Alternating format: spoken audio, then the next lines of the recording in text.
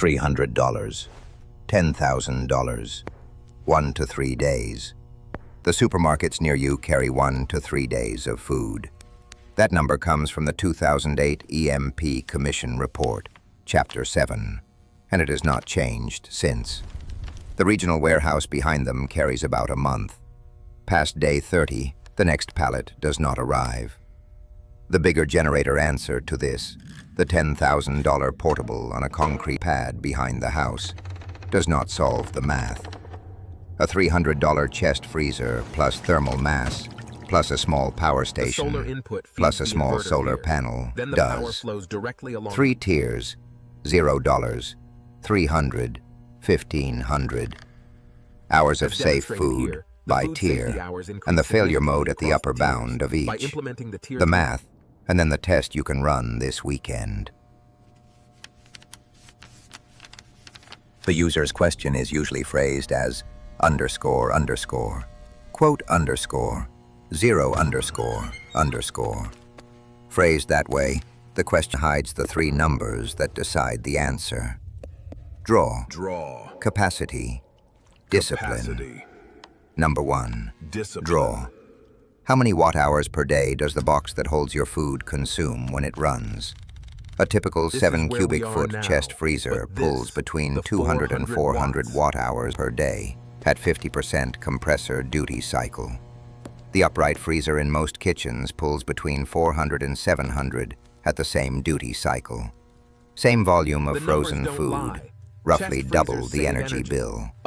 After day 1 of an outage, the extra 200 watt-hours per day decides whether the box still runs on Sunday. Number 2. Capacity. How many watt-hours can you store and replace per day from sources you control? A 1,000 watt-hour portable power station can run a low-draw chest freezer for 2 to 3 days on a single charge with no recharge input. At a 100-watt solar panel, putting roughly 350 watt-hours per day on a clear summer day, and the budget closes at 350 in, 300 out, with a 50 watt-hour cushion for cloudy mornings. Number 3. Discipline. How often does the lid open? Where does the box sit? What is the ambient temperature around it? How full is the box of pre-frozen mass that holds cold when the compressor stops? A lid opened 6 times a day costs you the same as another 100 watt-hours of draw. A box sitting in a sun-warmed garage costs you another 100. A half-empty box loses thermal mass at twice the rate of a full one. Draw. Capacity. Discipline. 3 numbers. The bigger generator answer overspends on the middle one and ignores the other 2. The $300 answer spends against each of the 3 at the ratio the next paragraphs will walk through. Below, the upstream cold chain that justifies the spend at all, the energy math that runs the system, the 3-tier ladder by total dollar cost, and a Sunday afternoon test you can run on your existing equipment before you spend any of the dollars. Upstream of your kitchen, the 1 to 3 day rule. In April 2008, the Commission to Assess the Threat to the United States from Electromagnetic Pulse Attack, chaired by William R. Graham, published its Critical National Infrastructures report. Chapter 7 covers food infrastructure. The Commission's mandate was narrow. Assess what a high-altitude EMP would do to the systems Americans depend on. The numbers they put in Chapter 7 are wider than that. 23. They describe what any extend grid-down event does to the cold chain, regardless of the cause. The first number from Chapter 7. Supermarkets carry only enough food to provision the local population for 1 to 3 days. Not weeks. Not a strategic reserve in the back room. 3 days. 1 to 3 days. That is the buffer between the truck arrivals and the empty shelves. Modern grocery logistics run just in time, on purpose. The back room is small, the trucks are constant, the shelf is the storage. When the trucks stop, The buffer is what the shelves in the back room hold combined. 1 to 3 days. The second number from Chapter 7. Regional warehouses carry enough food to supply a multi-county area for about 1 month. That is the layer above the supermarket, the regional distribution center where the trucks load before they head to the stores. About 30 days of inventory for a multi-county footprint. If the trucks from the warehouse to the stores stop running, the shelves empty in 1 to 3 days. If the trucks from the manufacturer to the warehouse stop running, the warehouse empties in about 30. The Commission's Chapter 7 includes a concrete warehouse example.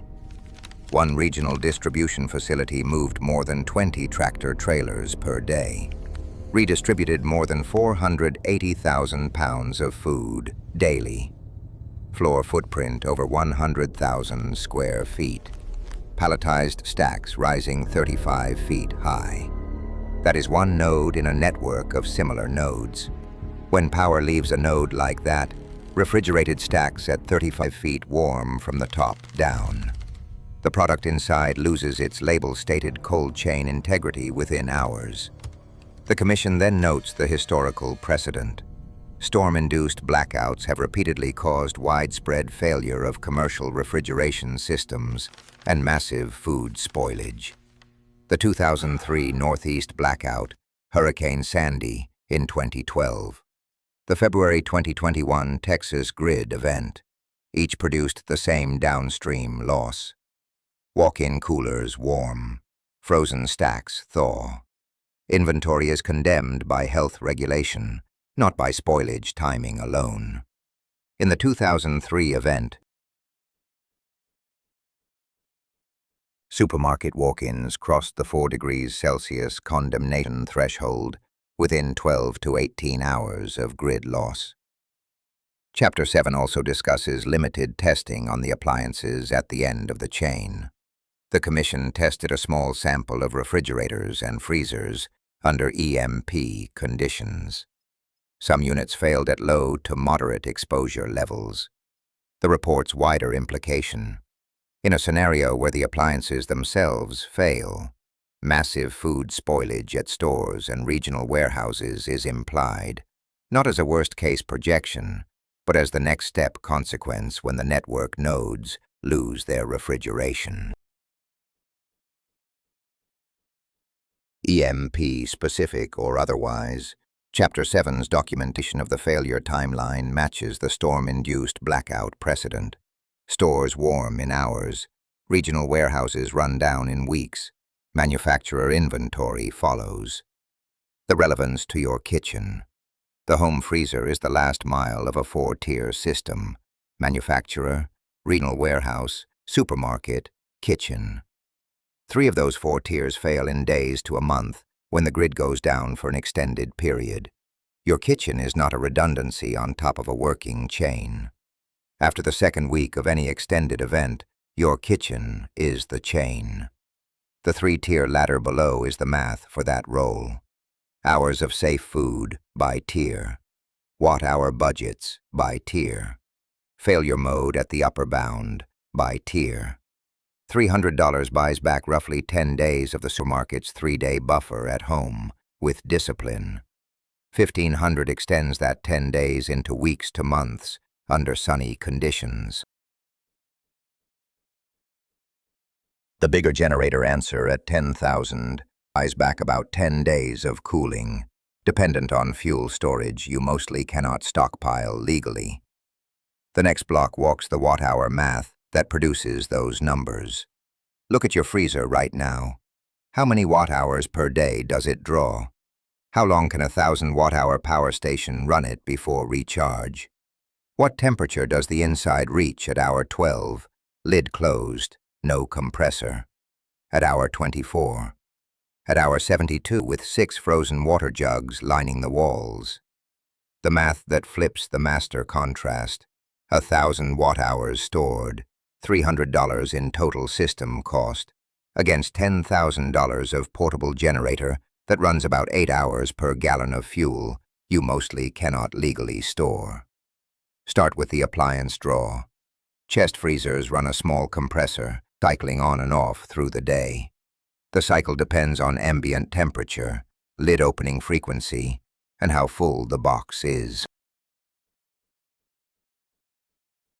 A 7 cubic foot chest freezer in a 21 degrees Celsius kitchen, lid opened twice a day, 2/3 full of frozen contents, will measure between 200 and 400 watt-hours per day on a kilowatt meter.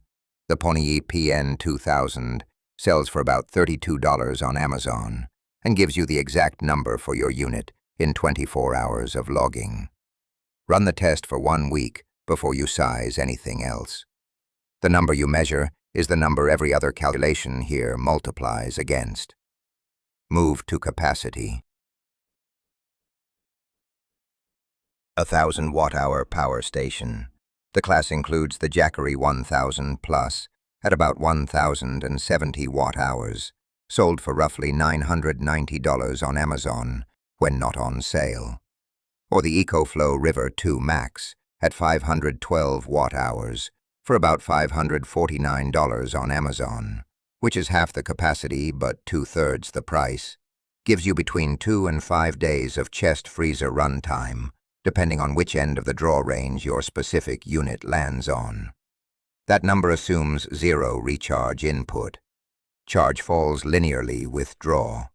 300 watt-hours of draw against 1,000 watt-hours of stored capacity equals about 3 days and change. Lid discipline holding. Add small solar. 100-watt rigid panel. The Renogy 100-watt mono at about $115 from Renogy Direct, or the Bouge RV 100-watt at about $129 on Amazon. Produces around 300 to 400 watt-hours per day. On a clear summer day at 5 peak sun hours, times the panel's 70% system efficiency. The math. Panel yield meets freezer draw on most clear days, with a cushion on the long daylight days and a deficit on the cloudy days. Across a typical mid-latitude summer week, the budget runs at roughly plus 50 to plus 100 watt-hours per day. The system runs continuously until a multi-day overcast stretch pulls daily yield under 300 watt-hours, and the battery starts draining net negative. Now thermal mass. 6 frozen water jugs, sized at 1 gallon each. Reliance 7-gallon containers run about $15 per pair at Walmart, or fill 3-liter food-safe bottles at $0 from the recycling bin. Placed along the inside walls of a half-empty chest freezer, dampen the compressor duty cycle by roughly 20 to 30%. The compressor still runs. It just runs shorter. Effective backup time stretches from 3 days at no thermal mass to 4.5 to 5 days at full thermal mass on the same battery. The marginal cost of those 2 extra days is the price of 6 recycled 3-liter bottles and the freezer space they occupy. The full system at the $300 tier, a chest freezer drawing 300 watt-hours per day, lid disciplined and thermal mass loaded, paired with a power station offering 1,000 watt-hours of stored buffer, recharged daily by 100 watts of panel under clear skies. Total electrical budget, roughly net zero through any sunny stretch, slow negative through the cloudy ones. The freezer keeps running until the panel cannot keep up. And the thermal mass buffer adds 2 days on top of whatever the battery alone would have given you. The $10,000 portable generator running on stored gasoline gives you about 30 gallons of legal residential storage at most, times the 8-hour per gallon runtime estimate, equals 240 hours of cooling, 10 days. The $300 system above gives you the same 10 days the first time the sun fails, and resets to continuous on the next clear day at 0 marginal cost. The watt-hour per dollar ratio runs roughly 33 to 1 in favor of the small system once you account for fuel. Before the 3-tier ladder, if you keep a system at home that has to work, subscribe. I look at how things actually break, then I look at what closes the gap for the dollars most viewers actually have. No $10,000 gear stacks, no paid placements. The math, the part numbers. The failure modes. 3 tiers below. The Sunday afternoon test at the end. The category level frame that the algorithm prefers you not see. After that, 3 tiers. $0, $300, $1,500. Hours of safe food by tier, and the failure mode at the upper bound of each. Tier 0, $0. Existing equipment only. The freezer already in your kitchen, whatever it is, plus pre-positioned thermal mass you can produce this afternoon. Fill 6 clean 3-liter plastic bottles from the recycling bin with tap water. Leave half an inch of headspace at the top of each. Freeze them in the freezer over the next 72 hours. Place them along the inside walls and on top of the contents once frozen. Closed lid discipline through any outage. Open once at meal prep. Not at any other time. Inside temperature stays under the 4 degrees Celsius condemnation threshold for roughly 24 to 48 hours at typical summer ambient, depending on whether your unit is a chest or upright. Failure mode at the upper bound. Hour 36 to 48. The bottles fully thawed. The contents starting to read above 4 degrees Celsius from the warmest corner. $0 spent. 2 days bought. Tier $300. Chest freezer plus thermal mass plus a controller. The Magic Chef HMCF 7B 2W 7.0 cubic foot chest freezer. Sells for about $230 at Home Depot or Walmart, depending on weekly sale rotation. The Inkbird ITC 308 plug-in temperature controller with 2 probes. Sells for about $35 on Amazon. Wired between the freezer and the wall outlet, it lets you set a custom temperature cutoff and gives you continuous logging, so you know what the inside of the box actually does during outages. Not what you guess it does. Add the 6 recycled bottle thermal mass at $0, or buy a 4-pack of Reliance 7-gallon water jugs for about $30 at Walmart, and freeze those instead. Total, $265 hard cost, $315 if you go with the Reliance jugs. Power source at this tier, the wall outlet during grid up, plus the latent battery in the box itself once you load it with frozen mass. Hours of safe food at the upper bound, hour 240 to 280, 10 to 12 days, with disciplined lid use and no other input. Failure mode at the upper bound, hour 280. Ambient warming during the day pushes inside contents up past 4 degrees Celsius, even with lid closed, and there is no recharge to reset the cycle. Tier $1,500. Tier 300 base, plus stored electrical capacity, plus daily recharge. Add the Jackery 1000 plus power station at about $990 from Amazon. 1,070 watt-hours of LIFEPO4 capacity, 4 AC outlets, 4-year warranty on the battery cells, recharges from solar at up to 200 watts. At a 100-watt rigid solar panel, Renogy 100 watts mono at about $115 from Renogy Direct, or Bouge RV 100 watts at about $129 from Amazon. Add the MC4 to Anderson Power Pole solar connection cable at about $20 from Amazon. Add a basic 12-volt battery meter readout that mounts on the panel rig at about $15 from Amazon for telemetry on incoming watts. Total cost on the high end, $1,169, plus the Tier 300 base of $265, equals $1,434. Round up to $1,500 for cables, fuses, and the cost of getting it wrong the first time. Hours of safe food.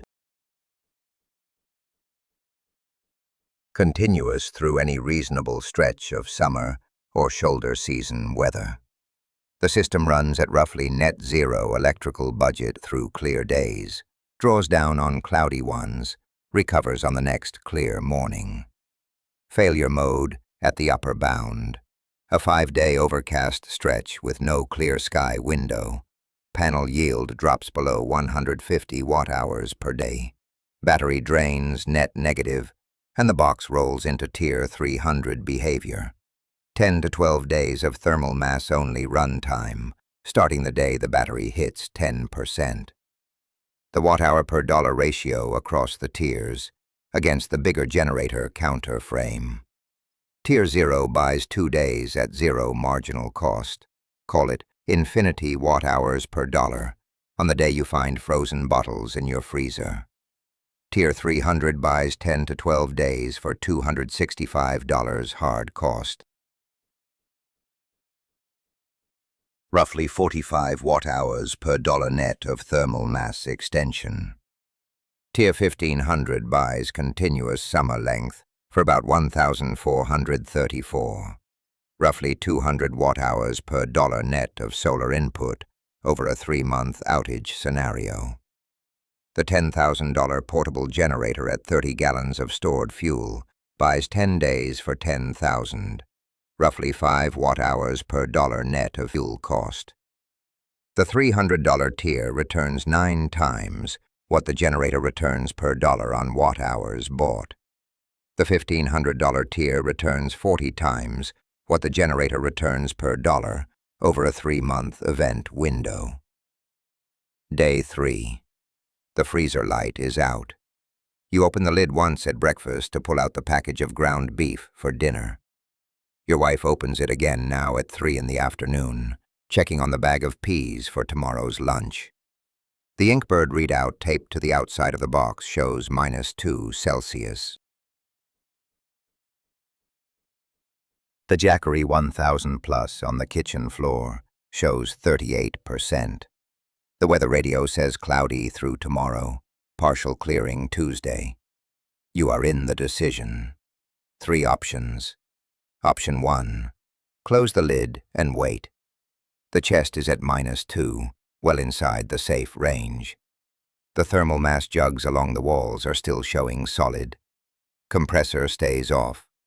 Inside temperature warms at roughly 1 degree per 12 hours from this point, with no further openings.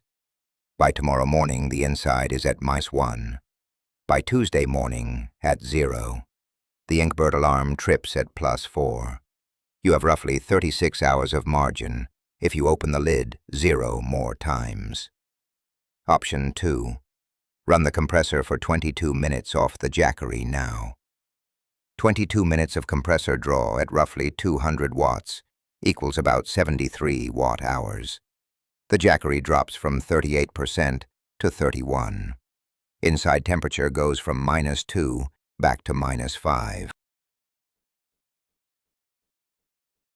You buy yourself another 12 hours of post-cycle margin before the box drifts back through -2. The Jackery now needs 4 hours of sun on Tuesday to recover what you spent today. Option 3. Wait until Tuesday morning. Run the compressor only when the panel is producing actively. Recharge and refreeze on the same input cycle. Lid stays shut through tonight. Inside temperature trends from -2 towards 0 through Monday. Tuesday morning the sun arrives, the panel starts feeding, the compressor runs for 30 minutes off direct solar input, plus a top-up from the Jackery. Inside temperature drops back to -4. The Jackery never drops below 35%. This is the path with the most margin going into Wednesday. The bigger generator version of this scenario looks like this. You open the lid the same 2 times today. The fuel can in the garage shows 9 gallons left from your starting 30. Hour 48 of runtime on the generator, 22 gallons burned. You will run the generator for 2 more hours this evening to cool the upright freezer and the standalone fridge in the kitchen down to the bottom of the cycle. 6 gallons left after that. Tomorrow you will run it for 4 hours total. 2 gallons left. By Friday morning, the can is dry. The generator is a 500-pound paperweight in the garage, with the fuel gauge reading empty and no resupply path until the regional gas stations come back online. The lid discipline does not change between the 2 scenarios. The decision tree does not change either. Wait, run now, or run when the sun is up. What changes is the count on day 6. At the $300 tier on day 6, the Jackery shows 35% after Tuesday's solar input and Wednesday morning's partial clearing. At the $10,000 tier on day 6, the fuel can shows 0 and the generator does not start. This is the part where the bigger generator solution frame breaks open as a frame. The frame says, long outage means buy more watts. The math says, long outage means buy more hours per dollar at the watt budget that matches your draw. Those are not the same problem. A 10,000-watt portable generator and a 1,000-watt-hour power station solve different problems. The 10,000-watt machine runs a well pump, an air conditioner, an electric stove. The 1,000-watt-hour machine runs a chest freezer for 2 to 5 days. If your problem is keeping food cold through a long event, the second machine is what the math points to, and the first machine is sized against a problem that mostly is not the one in front of you. The bigger generator frame compounds 4 failure modes the manufacturers do not advertise on the box. Fuel storage is the first one. Gasoline rated for residential storage caps at 30 gallons in most jurisdictions. Untreated gasoline degrades within 6 months. Ethanol blended gas degrades faster. Diesel treated with stabilizer runs 12 to 18 months. Propane in cylinders stores indefinitely, but the cylinder supply chain runs through the same regional distribution network the EMP Commission described in Chapter 7. A long event empties the propane cylinders at the regional hub, the same way it empties the supermarket shelves. The 30-gallon residential storage cap is the actual ceiling on runtime hours, regardless of what the generator's nameplate hour per gallon figure suggests when read alone. Maintenance burden is the second one. The portable generator class needs oil changes every 50 to 100 runtime hours. Fuel stabilizer rotated through the storage cans every 6 months. Carburetor cleaning if it sits unused. Spark plug replacement annually. Most owners run their unit for 30 minutes on Saturday morning and call it tested. Hour 50 of an actual long event is when those owners discover the oil schedule was real. Identification at outage is the third one. A 10,000-watt portable running on the back patio at hour 72 of a regional blackout is audible across 3 suburban blocks. The fuel can in the garage is visible to anyone who walks past the side door. Day 4 of an actual long event, the neighbors know which house has the generator and the fuel. Hour 96 of the outage, the side door of the garage develops a queue. The energy math is the fourth one, the one this script has walked through above. 10,000 watts of output capacity multiplied by an 8-hour per gallon fuel curve and a 30-gallon storage limit gives you 240 hours of run time, downstream of which the unit is decoration. $300 of chest freezer, plus thermal mass, plus small solar, gives you continuous summer run time at a marginal cost approaching 0 past the install date. The math in the blocks above lines up against a watt budget of 300 per day, not a watt budget of 10,000 peak, at 1/30th the equipment cost. Naming the category villain explicitly, the villain in this script is the frame, not the equipment. The portable generator is fine for what it is sized to do, running a well pump, an air conditioner, an electric stove during a short outage with stored fuel on hand. The failure is the frame that recommends that equipment as the answer to the food cold storage problem. When the food cold storage problem is sized at 300 watt-hours per day, and the cheaper system already meets that budget. 3 tiers, 3 numbers. 1 Sunday afternoon test before any of the spend. Tier 0. Existing freezer plus 6 recycled bottle frozen water jugs. 2 days of safe food at typical summer ambient with closed lid discipline. 0 marginal cost. Failure mode, hour 48. Tier 300. Magic Chef HMCF 7B2W or equivalent chest freezer at $230. Inkbird ITC 308 controller at $35. 6 frozen jugs at 0 or 30.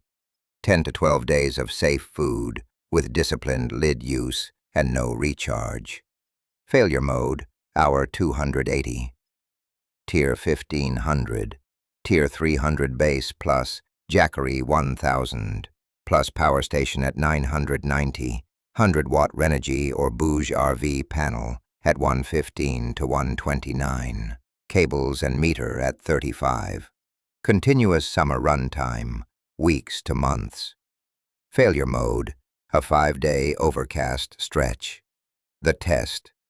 This weekend, before you spend the 300 or the 1500, take the freezer you already own. Freeze 6 3-liter water bottles for 48 hours in advance.